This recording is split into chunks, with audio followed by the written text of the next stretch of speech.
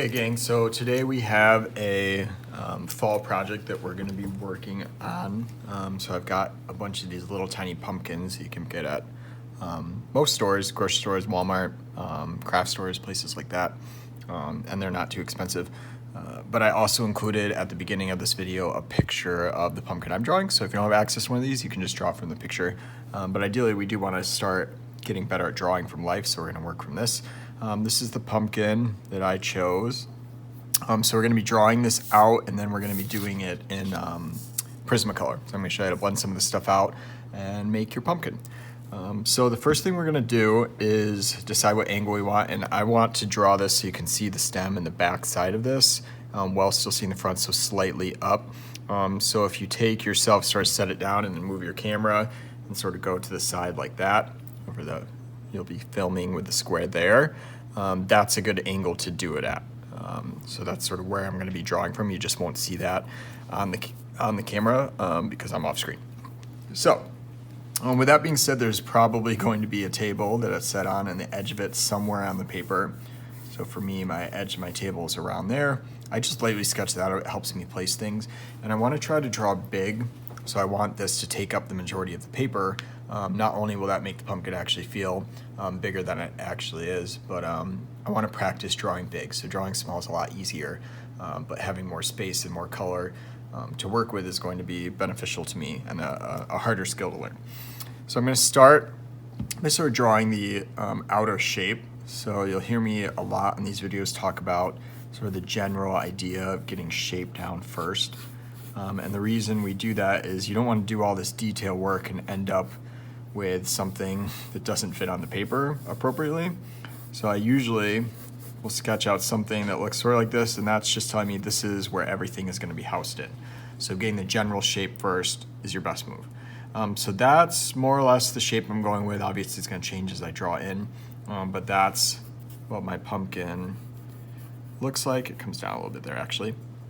And then I'm going to place where the first, so this piece that's in front here, so these three are my main focus. That's what's closest to me.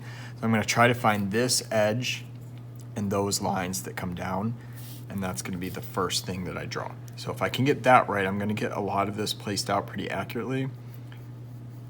So it looks like it's bending this way, coming around, and it gets smaller through there. And this one has more of a divot there. Definitely comes out way more. That's fatter and comes through. This one is where it starts to turn on me. That line comes through and down.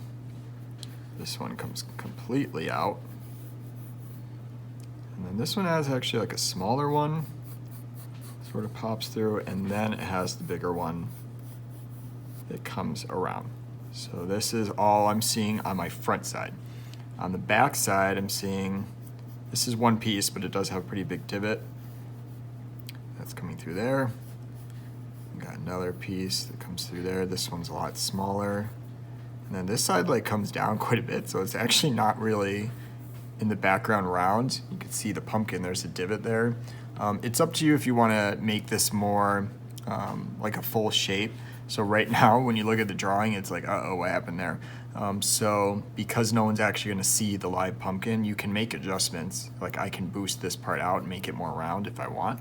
I'm drawing from life, so I'm going to try to stay as accurate as I can. Sort of hope it works out. And these lines all start to go in. So you'll notice that this is like a black hole right here. All these lines are eventually heading to that point. That's how you make it look 3D. So you want all those lines coming into there, and then perspective-wise, it'll make sense. Now there won't actually be a hole there because you've got your stem. So this thing is coming out from where we can't see, so this is covering it up. Mine's about there, and it's coming up. And this one has a curve to it. And breaks the surface through there. So you can see I actually stuck pretty close to my general shape I drew on the outside. That's where that weird divot is. And now that I'm drawing this, I don't really like that the table is like cutting. Basically, it's on the table. So I'm actually going to bring that line lower so it looks like it's more towards the edge of the table. but that'll actually help me ground this a little more. So it'll look and feel more like the focus just because I placed it into an environment rather than having it like set right on the table. I'm just erasing some of these guiding lines I was using. And there's your general shape.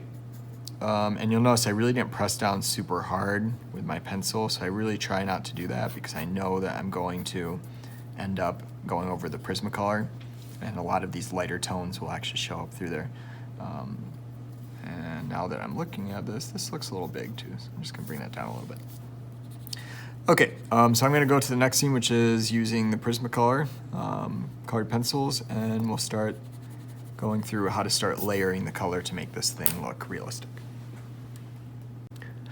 Okay, so the kit I'm using, this is 36. I have kits that I personally use that are a lot more colors than this, but I didn't want to go with the really big one because I didn't want you all at home to not have the same tools. So the 36 pack is pretty good. It's got pretty much everything you could need. It does lack, in my opinion, a gray. For this project, it won't matter, but they give you a metallic, but they don't give you a gray, which means you have to use your white and black a lot, and those are the two colors that go the quickest anyways. So you end up pretty much having to buy a new set or those specific colors over and over. But in general, it's got a pretty good array of colors. So the ones that I'm gonna be using to start are all sort of these yellows, oranges. So you're gonna start pulling out the ones that we know we're gonna end up using. I've got my oranges, yellows, definitely gonna be using white. I will probably use a little bit of brown for some shading, so I'm pulling this lighter brown. This is the umber. And then I also want to use, there's one that's called Poppy Red. So the Poppy Red has a little bit of orange embedded in it too. So those are the selection that I'm gonna start with for the purposes of this video. So I'm just gonna set all these aside. I can actually tell you what all of them are if you like. So we've got cream, orange, your white, light umber, poppy red, Spanish orange, yellowed orange, goldenrod, and canary yellow. So those are the colors I'm starting with.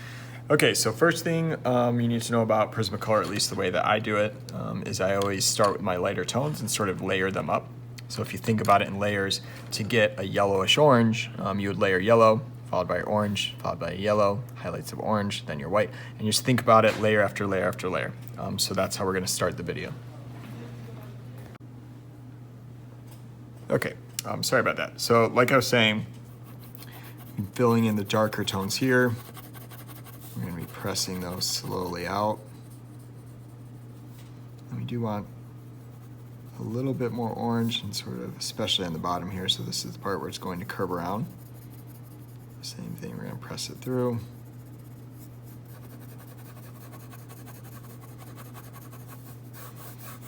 And a little bit more orange throughout. So I'm making mine a little more yellow than technically this pumpkin is, but I really want to amp up some of the colors between all this. Okay, so there's our first sort of gradation of it. Now adding white on top not only helps get a highlight, but it's actually gonna make it look more waxy. So certain vegetables and fruits will have that like waxy cover. So if I'm doing like a pepper, just overlaying the whole thing with like a layer of white or a blender is going to give it that almost like impenetrable skin type of look.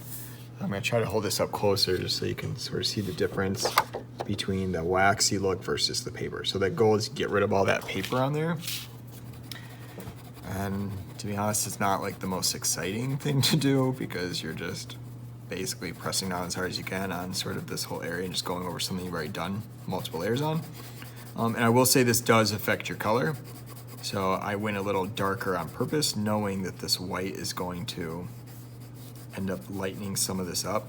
If you don't like that look, you can do the same thing with a different color, or you can use a colorless blender, which really doesn't affect any of the color because it's colorless.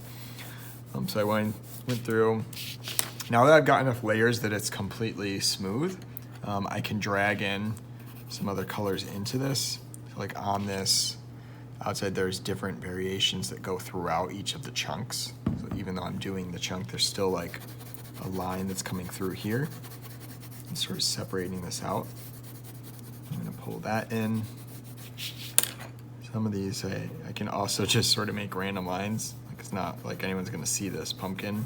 They're just gonna see my drawing. So if I know there's a general texture, I can sort of make it up as I go. There.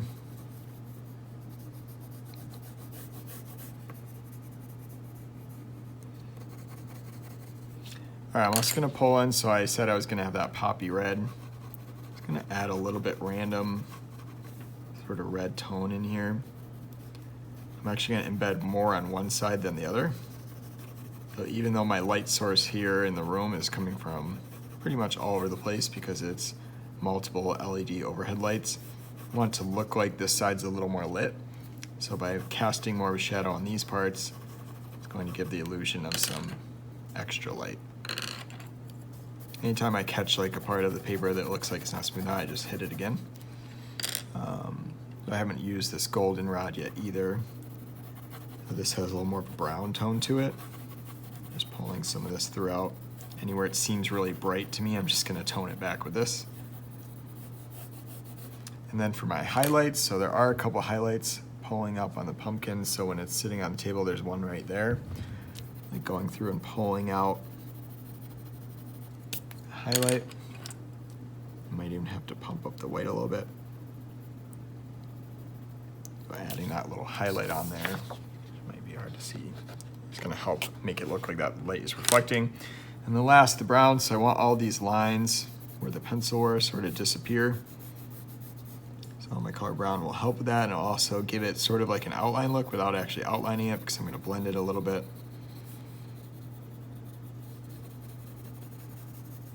And then underneath the pumpkin, I do want this to be darker, so I'm gonna hit it with this brown.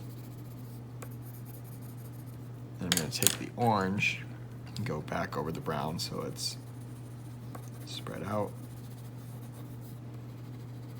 And now we've got the illusion that this is going back into space. And then my upper area, because it's crossing over, I want this to be a little more yellow. Oh, that was probably too much yellow. Let's tone it back a little bit. And if you didn't like any area, this is possible to erase some of the layers out. I'm gonna get rid of some pencil, anywhere it overlaps. So their brown went over, I can just get rid of it.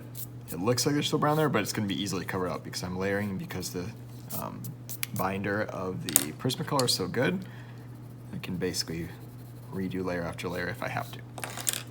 Okay, so that's one of the sections here. Like I said, mine's got a little more color variation than what's showing up on here. But I really want to pump out different colors rather than just make a giant orange pumpkin with some shadows. But that's the basics of it. I'm going to keep working on all the outside here, and then I'm going to show you the stem, which has a much different texture. And we'll talk about how to make some of those lines, and we'll go from there, okay?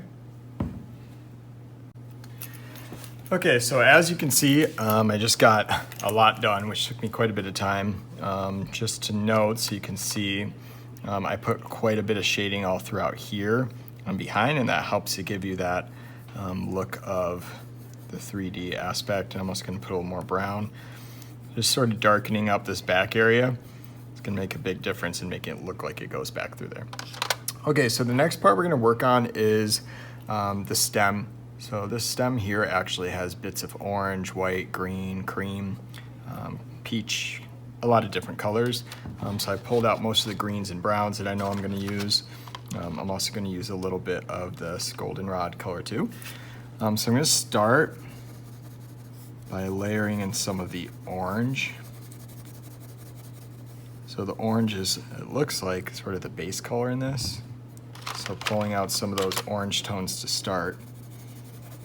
And then I'm gonna layer the green on top. So where it's cut is more greenish and cream, so I don't have to worry about that area in particular, but this area I do. I'm gonna take white, get it so that it's pretty smooth. I'm also gonna put a layer of white right in there because that's eventually gonna need it. Okay, now we can start working with our greens. I'm going to take my darker green, which is called olive green. There is a dark green too, but I want to start with the sort of the medium, I guess. I'm going to start by pulling in the lines like I'm seeing them.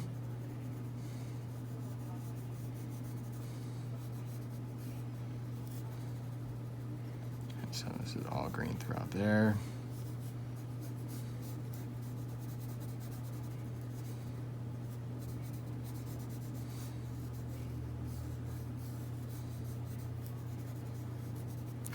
I'm going to take my lighter green. This color is called apple green. So we're going to go over everything. So I don't want that orange to stay orange, but I do want it to have that warm color beneath it. And add a little bit of it to the top. All right, now I'm going to go with my dark green, and especially in the parts that are behind the pumpkin. Those are going to be my darkest tones.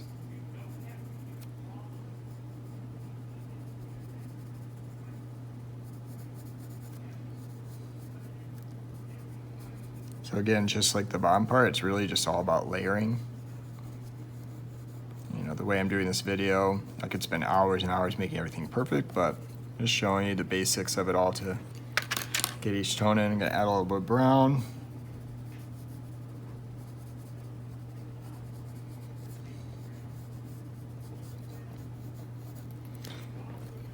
Take my lighter brown just to touch up in the top. Go through with the peach. And then you should have like a light yellow, so this is that cream color. Balance it out.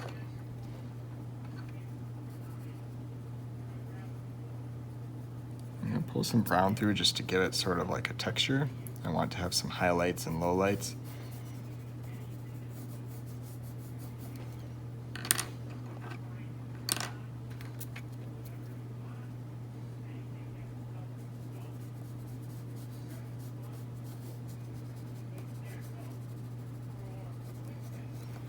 All right, so there's our stem. The last couple things I'm going to show you are just background additions. So I do have my table here. I don't technically want to really like deal with the fact that I'm going to color in this whole table. So I'm just going to take my olive green and just add a little bit of color to the background. The reason I'm choosing olive green is because it matches here, so it's actually going to pull your eye sort of throughout the whole thing. I'm just going to take some white. Just blend it out a little bit. I'm not really worried about it actually doing anything other than just grounding this in space. Then I'm going to be taking my black. And I'm going to be adding in my harsh line here.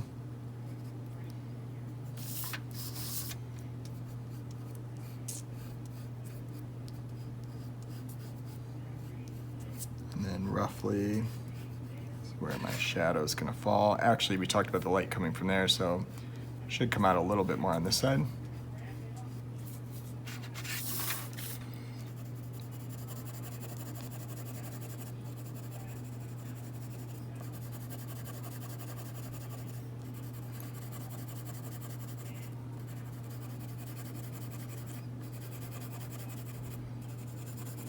All right, so I'm lightly pulling that color out to that line. I'm gonna go the opposite direction, try to get rid of some of the pencil lines.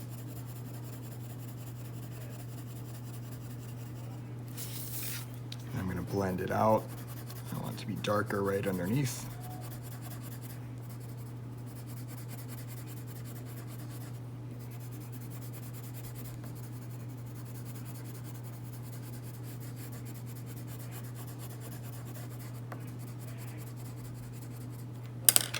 Got a little bit too dark right there.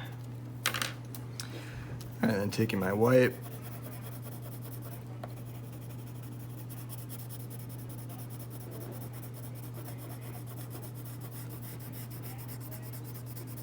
can see how it's getting rid of a lot of the spaces between.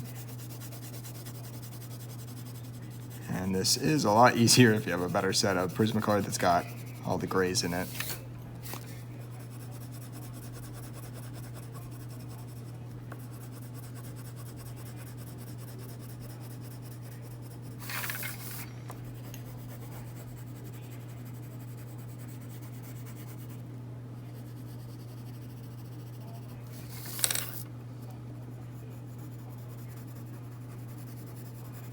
little bit more black. Okay, now we've got it fully grounded. So that's really all there is to it. You can keep working on it. I could have colored the table, I could have done background, but basics of blending out for this fall theme is as easy as that. So good luck. Hope yours turns out great, and can't wait to see them.